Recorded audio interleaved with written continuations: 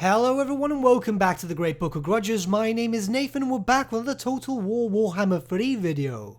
Today I want to have a little bit of a discussion with the argument towards and against the lesser known races of the Warhammer world, such as Cathay, Nippon and so on. So without further ado, let's begin. The Total War Warhammer series has a massive amount of different unique playable factions and races, with many of the most up-to-date army books already being featured into the game, and the others are expected to arrive in Total War Warhammer 3. But there are a multitude of minor races and factions which had army books or some sort of lore. However, this was way back in the early days of GW itself, and unfortunately did not receive many updates or were just forgotten altogether. They still existed in lore, and in truth they were mentioned about in the end times, so they were still technically canon. However, what was canon back then might not be canon now. It is important to remember that all the background, the lore, the units and so on are a GW product, and Games Workshop themselves are very famous for their retcons. Nonetheless, many fans of the series want to see these races implemented into the game, such as Ind, the Warhammer Fantasy version of India,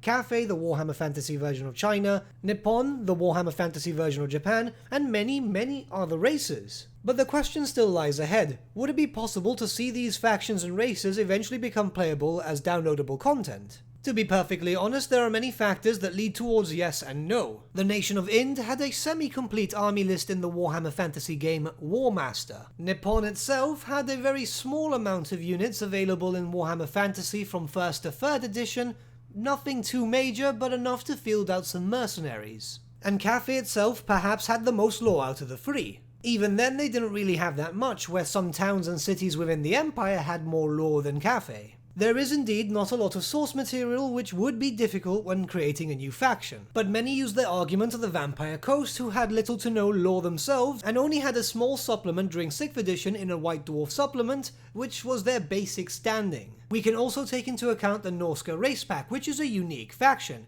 Yes, they borrow and take quite a lot from the Warriors of Chaos, but they were made to be drastically different. And now, while still servants of the Ruinous Powers, there is a distinction between the both. So who's to say, since this has been done twice, that it can't be done a 3rd, 4th or 5th time? Nonetheless, Games Workshop and Creative Assembly are both well aware that people want these factions, and could possibly consider them because at the end of the day, well, they're both businesses and they need to make money. So if they feel that people will buy these Lord packs at a decent number to justify the creation of them, they'll naturally look to creating them. One argument that I have seen online is that there are currently 5 races which had army books, or a supplement at least, within the range of 6th to 8th edition, that being the Dogs of War, who had an army book in 6th edition, Kislev, who had a White Dwarf supplement, a decently sized one at that, in 6th edition also, the Chaos Dwarves, which had a 4th edition army book but were also featured in an expansion to 8th edition, and finally both the Ogre Kingdoms and Demons of Chaos, which were featured in 8th edition. Now bear with me here a bit, because it does sound like it is very tinfoil hatty, but my next point is something quite valid.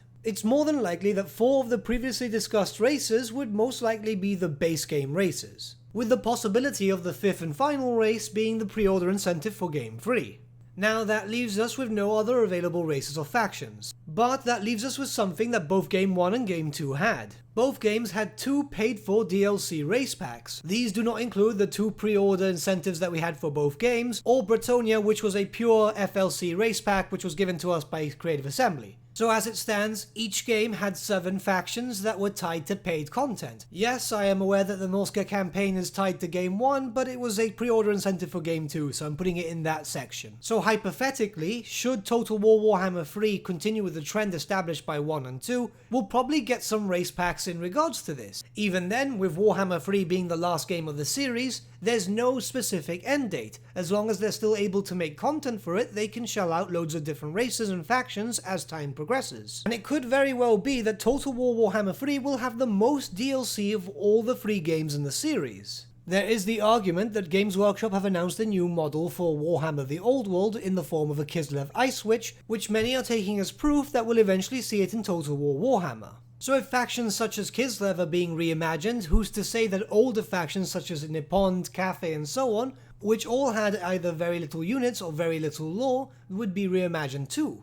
Ultimately, the decision lies with both Creative Assembly and Games Workshop, And it could be that we'll never see these races and factions implemented into the game. It could be that instead of releasing more race packs, we'll get a bunch more DLC packs. Many of the established races already implemented into the game are still missing a decent number of troops and legendary lords and heroes, especially if they go back into earlier editions. So it's not like we'll be starved for new content even if we don't get any new races, barring the ones that have official army books, of course. Personally, I'd like to think there is a possibility that we'll eventually see Ind, Cathay, Nippon, maybe even the Amazons and some other factions, purely because I'm a lifelong fan of the Warhammer Fantasy series, and the fans of the Warhammer Fantasy universe, such as myself, are the types of people who throw stupid amounts of money to get stuff that they want. I'm still doing this for the tabletop, even though Warhammer Fantasy has been discontinued and we've still got a few years until Old World releases.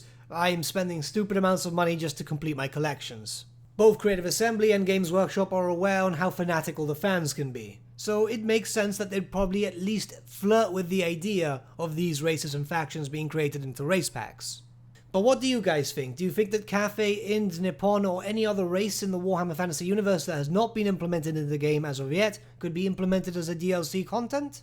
Let me know your thoughts in the comments below and let's start a bit of a discussion, shall we? Just a quick heads up before we end this video, I do apologize if I'm not responding as much lately or I'm being very slow at responding with the comments and so on. It's just I've been super busy at work lately and I'm just trying to play catch up still. But with that, my friends, we've come to the end of our video. Thank you so much for watching. If you did enjoy the video, might I suggest giving the video a like or even subscribing to the channel, as it really does help us out. In the description section below are various social media links such as Facebook, Instagram and Discord, where you can get in contact with the Great Book team and talk to us anything about Total War, Total War Warhammer, Tabletop Warhammer, or just about anything really. Also in the description section below is an affiliate link with Element Games where you could buy loads of hobby-based products, not just Warhammer, for 10 to 25% off. Purchasing using that link and also using our special code, which is also in the description, supports the channel at no extra cost to you, which we think is rather cool.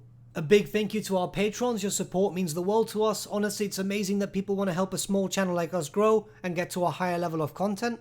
A special thank you to our Thane patrons, Gibraltar LUSC and Ryan Bertsche, for subscribing to us at our Thane level. Honestly, you guys are super cool. And a big thank you to all of you for liking, sharing and commenting on these videos. Honestly, the channel's growing a lot lately and this is all thanks to you guys. So without you, the Great Book would be nothing. But with that, my friends, thank you once again and we shall see you all again very, very soon. Have a good day.